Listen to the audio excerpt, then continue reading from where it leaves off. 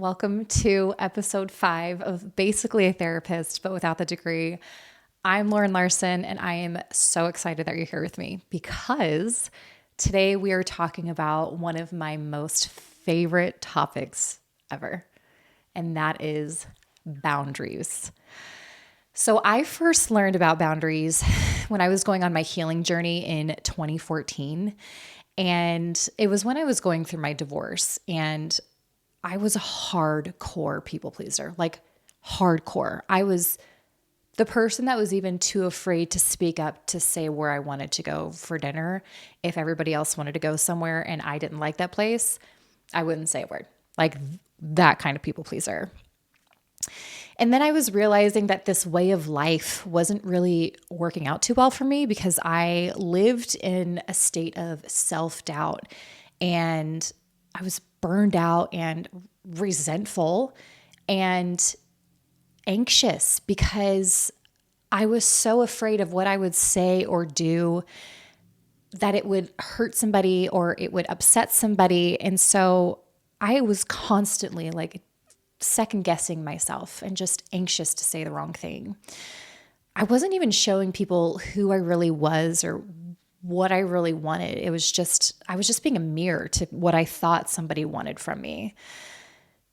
And I remember reading the book Boundaries by doctors Henry Cloud and John Townsend in 2014, and it rocked my world. It literally unlocked something in my brain, and I could feel chains being loosened that I was bound by for my entire life. And it taught me that I don't have to say yes to every invite. I don't have to allow and accept any type of treatment. And that I also have needs and wants that can be stated too. If you're someone like me that felt the way that I did, I really hope that this episode encourages you and it shows you that there is a different way of life for you, that there's a healthier way that you can show up in your relationships and that you don't have to live burned out. You don't have to live anxious. You don't have to live resentful and doubting yourself all the time. There is a better way for you. You don't have to hide and live in fear or in feelings of unworthiness. You can take up space in a healthy, kind, and respectful way. But I will warn you that when you start setting boundaries, it will change your relationships. There are some people who are only with you for your yes and what they can get from you. Just straight up. That's the truth. And so when you start to say no and you put limits on what's allowed, it's going to make people uncomfortable. I promise you. And it could even make them angry, and it could even have those people walk away. You could lose relationships. I certainly have had that. But this doesn't automatically mean that you should remove people or anything like that from your life just because there is a tension, whether it's good or bad. This is a learning experience, and you can see how the other person reacts to your boundaries and how much they respect you for you by how you implement them.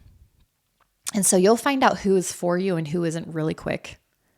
But let's get into it.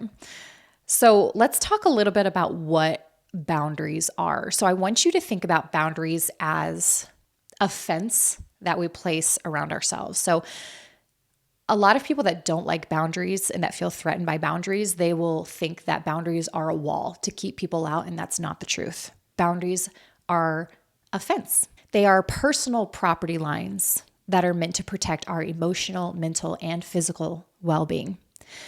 The fence or those property lines are meant to define what's acceptable and what's unacceptable to us, where we begin and where we end. I think a lot of times we take on other people's emotions or other people's consequences or decisions or thoughts or anything like that because we don't know where we end and we begin. We become enmeshed with them. And so boundaries help us have a healthy separation to define who we are, and then it defines who they are. So some of you may be wondering, how do I know what's acceptable or unacceptable to me? And it requires some self-awareness. You can measure how you feel when someone is around you or the way that somebody treats you. Your feelings will tell you. They're like little signals to let you know that something is not okay. So if you're feeling angry, if you're feeling anxious, if you're feeling overwhelmed, if you're feeling hurt, like those are signals telling you that something isn't quite right. So I want you to get curious without labeling it as good or bad or right or wrong. Just because you're upset or uncomfortable doesn't mean that what the other person is doing is necessarily wrong. It could be that you also have some unhealed areas in your life that are being triggered. And that's not necessarily because somebody is doing something wrong. It's because there's something unhealed inside of you. So we want to just take inventory. We just want to be curious without assigning judgment or labeling these feelings or this person as good or bad. You're just taking inventory objectively and then defining what's okay and what's not okay for you. And the reason why boundaries are important is because you're going to have people that are going to try to make their problems yours. And that's because they lack or just don't have a strong sense of self-control. But I'm here to remind you that it's not yours to take. So their inability to plan, their inability to prepare, their inability to solve their own problems or to get a job or keep a job, to continue to make the same mistakes over and over and over again without learning, their laziness, their whatever, fill in the blank, it's not yours to handle.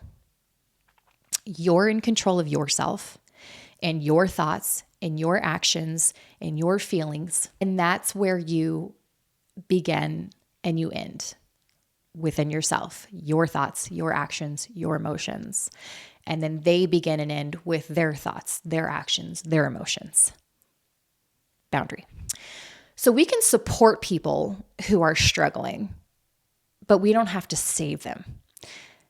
And we don't have to do the work for them because it doesn't actually teach them anything. If anything, you're robbing them of the opportunity to learn and grow and gain self-trust and to be more independent. So here's an example of a boundary. So early on in my relationship with my husband, whenever we had conflict or disagreements or just differing views, he would yell. That's how he learned how to communicate, was through yelling. I grew up around yelling, and when I'm yelled at, I immediately shut down. So I know that about myself. Plus, as we all know, yelling doesn't actually really solve the problem or make anything better. So a boundary that I put in place with my husband was that we cannot continue a conversation if there's going to be yelling.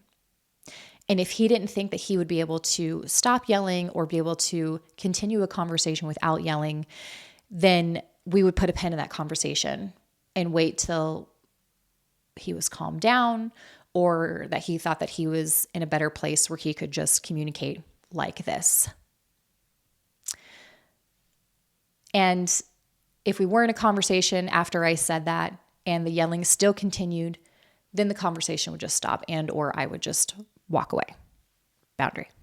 I want to cover some common myths about boundaries that oftentimes will stop people from creating a boundary, implementing a boundary, or holding their boundaries. So myth 1, setting boundaries is selfish or mean. No. Setting boundaries helps you maintain your well-being, allowing you both to show up as your best selves. Boundaries are a relational blueprint in order to have a healthy relationship with others. You're literally giving the blueprint to somebody and saying, this is how you can treat me and still be in relationship with me. Myth 2, boundaries are a sign of mistrust. In reality, setting boundaries is a guideline for respectful and healthy interactions. Myth 3, boundaries are unnecessary in a healthy relationship. Even in the strongest relationships, boundaries prevent misunderstandings and they promote effective communications. The healthiest relationships have boundaries. That's what makes them healthy. Myth 4, boundaries means we're not compatible. No. Boundaries help you both understand each other's needs and preferences because we've all been raised differently. We all have different families of origin and have been shown from a young age what's acceptable, what's not acceptable. And so those things might differ when you get with somebody that you're in a relationship with. And it doesn't mean it's wrong necessarily. It just means it's different. And so you're just teaching somebody like, that doesn't work for me. Doesn't mean you're incompatible. Myth 5, boundaries are rigid and unchanging. Absolutely not. Boundaries can evolve and should be flexible to adapt changing situations and personal growth. Boundaries could be just for the season. Boundaries could be whatever. It doesn't have to be permanent and it doesn't have to be so rigid either. So if you lay down a boundary and you realize it's not really working out for you, change it. That's it. Myth 6, boundaries are one-sided. When boundaries are established by both parties, it's creating a balanced and respectful relationship, ensuring that both people's needs are being met. Myth 7, boundaries are only for romantic relationships. No. Boundaries are essential for every single relationship, including family, friends, spouse, work. Good God, that is a whole other podcast, boundaries and work. Boundaries are for every area of life. And last one, boundaries are controlling. Actually, it's the opposite. Boundaries are one of the most freeing, protecting, healing things that you can provide your relationship. Boundaries provide insight into who you are as your own separate person that differs from others and defines your own needs and your wants. You're not forcing somebody to treat you a certain way. You're just telling them, this is how I want to be treated, and they get the choice. That's it. That's it.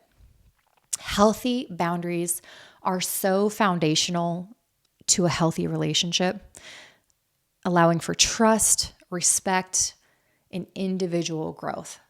Boundaries are so, so good for you and your relationships.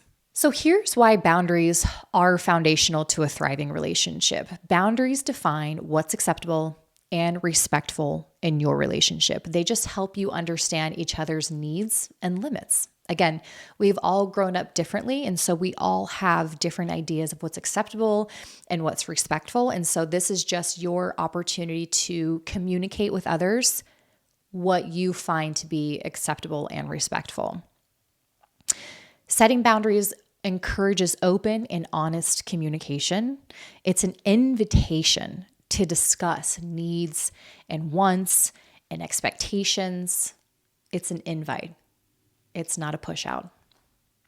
In healthy relationships, you remain individuals with your own dreams, your own goals, your own aspirations, your own desires, your own needs and wants. Boundaries protect your individuality while preserving your relationship. Because again, boundaries define who you are. So it provides you with autonomy because you still get to be who you are without being defined by somebody else. When boundaries are clear, conflict can be resolved just so much more effectively. Boundaries minimize unnecessary tension because you already know what the person finds acceptable and respectful. It absolutely would decrease the conflict that you would have with one another. Boundaries create emotional safety. You both feel secure knowing your feelings are being taken into consideration by the other person and they're not being dismissed. And that provides such a strong connection in a relationship, because when you know that your feelings, your needs are being considered by the other person, that is emotional intimacy right there. Wow. Setting boundaries allows for personal and relational growth. It's a way to support each other's journey and dreams. Boundaries are literally a blueprint that lay out exactly how to be in relationship with you. And one of the kindest things that you can do is communicate them with the person in relationship with you. Once you've decided what boundaries you're going to implement in your relationships, you need to communicate them clearly and concisely. Don't beat around the bush. Be upfront, be firm, be bold, be kind, be respectful. It is the best thing you can do for people. Once you've communicated that so beautifully, hold the line. Hold the line. You can't be inconsistent and expect someone to respect your boundary. You just can't. Holding a boundary requires you to respect your own boundary first, because what you allow is what will continue. I promise you. You cannot be upset with somebody else for not respecting your boundary when you continue to allow it to happen. Because people are going to continue to push. They're going to toe the line. They may even fully just jump right on over your line. And you need to hold the boundary. If there are no consequences for boundaries being crossed, then what's the actual point of the boundary? You teach people how to treat you by what you tolerate. And when you stop giving an audience to poor behavior, you take away their power. It literally starts and stops with you. I want to acknowledge that implementing boundaries isn't always easy. So let me give you a personal example here. So I had my niece visit me for a couple of weeks in the summer. It's kind of like our thing. And on this particular day, we had been planning on going to an indoor jungle gym place. And we had talked about it. We'd been planning on it before she even came out here. And we had talked about it just about every day that she was out here. And the day came. It was time to go to the indoor jungle gym place. And we had been hyping it up. And then unfortunately, that day, my niece, she had an attitude. We'll just call it what it is. She had an attitude. And if you know me, I don't have like a super high tolerance for attitudes. I like to quickly address them. And I had given her a couple of warnings that day. So I had said like, hey, if we don't change the attitude, we're not going to be able to go to the jungle gym place. And after the third time addressing it, I told her we wouldn't be going. Oh, it was awful. She started bawling her eyes out. She was crying, and it wasn't the fake little tears that kids can give you. It was like, like full on hiccuping, gasping for air, crying. It was heartbreaking, you guys. I felt like such a jerk. And then she was apologizing and she was begging me to go. Do you know how hard it was for me to stand my ground and not cave in? My heart literally broke. However, I knew I had to hold the line or she wouldn't respect me, and she would think that it's okay to treat me that way and still get whatever she wants, and it's not okay. I was so close to tears watching her be that upset.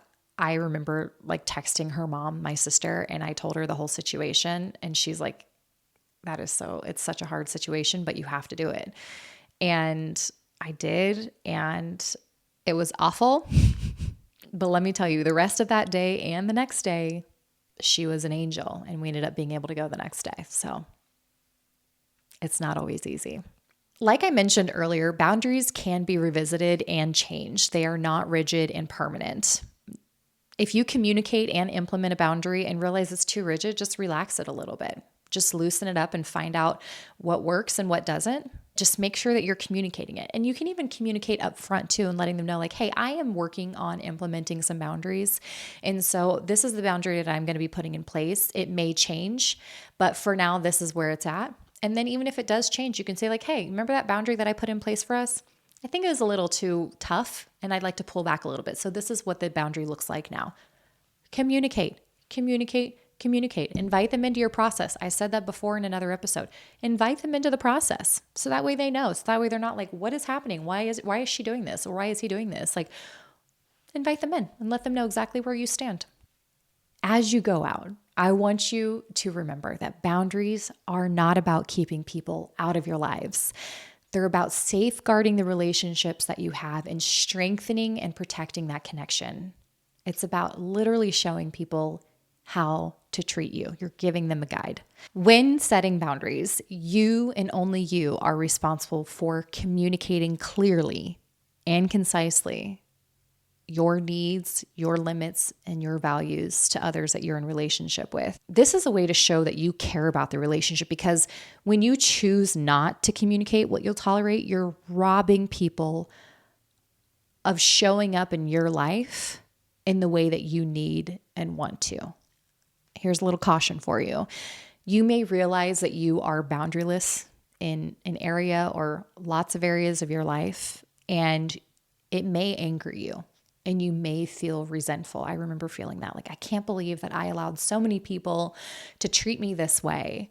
And then I went on a boundary setting rampage and I just threw a boundary out like Oprah. And it's normal to feel that way. I just want to validate you. It is so normal to feel that way. You're learning and you're improving, and just forgive yourself and others for how you've allowed yourself to be treated. It doesn't mean that we need to go on this crazy rampage and push people away and create distance and tension. This is not about that. It's about you learning what you need for yourself. And with that, I am cheering for you and I am praying for you. I am so excited for your boundary journey. You got this. Thank you for tuning in to Basically a Therapist, but without the degree.